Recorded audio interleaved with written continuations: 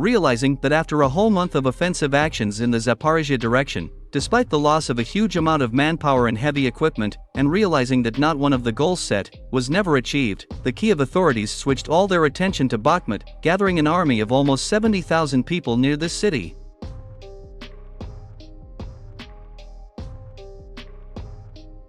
Just think about it, 70,000 soldiers.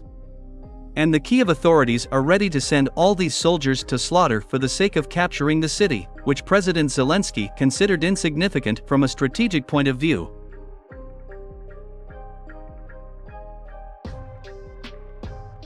Insiders on both sides of the Atlantic claim that the Pentagon and the White House have increased their pressure on Kiev and are demanding at least some results of the offensive on the eve of the NATO summit.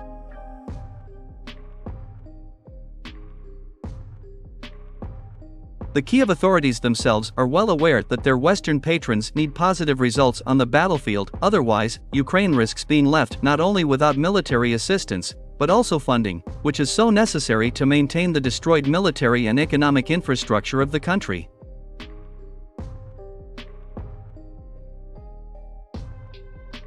Although the Ministry of Defense of Ukraine reports new successes on the battlefield every day, the situation is not as optimistic as it may seem to many, who regularly listen to the statements of this Defense Department. The fact is that starting from June 4th, the armed forces of Ukraine began offensive actions along the entire front line, starting from Zaporizhia and ending with the Bakhmut direction.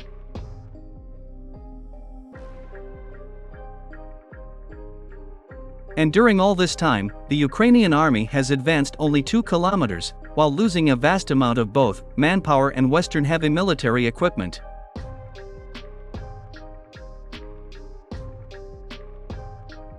As for Bakhmut, here, the armed forces of Ukraine could not even get close to the outskirts of the city.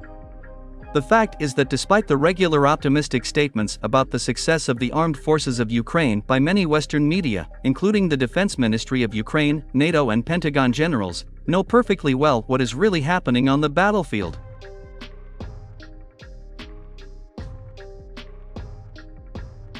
The fact is that for a whole month of offensive actions, the armed forces of Ukraine are trampling in one place, in the so-called gray zone, which is considered a frontline neutral territory.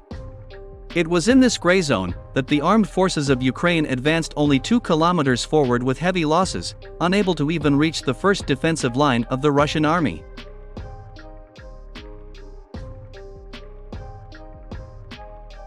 That is why, now the emphasis of offensive actions is shifting toward Bakhmut. The Ukrainian military command, having lost all hope of breaking through the Russian defense in the Zaporizhia direction, now is making every effort to get at least some positive results in the Bakhmut direction, regardless of the huge losses in manpower.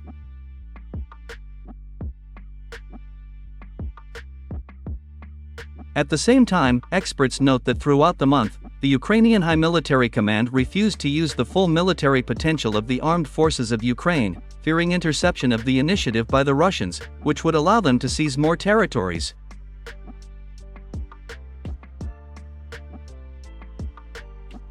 And the fact that Kiev has concentrated significant forces of the Ukrainian army near Bakhmut indicates that the Ukrainian High Command is going all in, throwing such a powerful reserve at this city. Experts believe that in case of failure of the armed forces of Ukraine in Bakhmut, it will be impossible to stop Russians anymore, and they will reach even Lviv without any problems.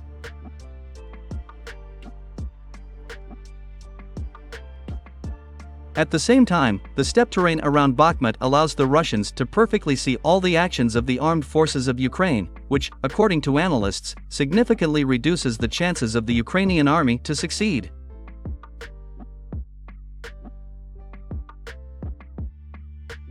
Even the ex-commander of the U.S. Army in Europe, Ben Hodges, who is an ardent Russophobe and the main writer of numerous fairy tales about the victories of the armed forces of Ukraine, expressed an ambiguous opinion about the upcoming attempt to capture Bakhmut by the Ukrainian army.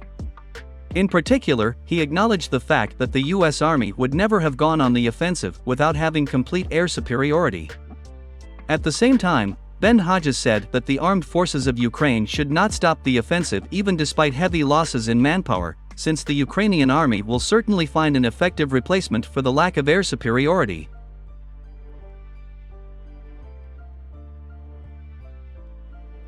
Well, seeing such friends of Ukraine, you understand that Kiev does not even need enemies. The fact that Western generals led by the United States advise Ukraine to continue the bloody offensive and refuse to negotiate indicates that no one in the West cares about human losses, and that the main thing is to defeat Russia, even if that means sacrificing Ukraine.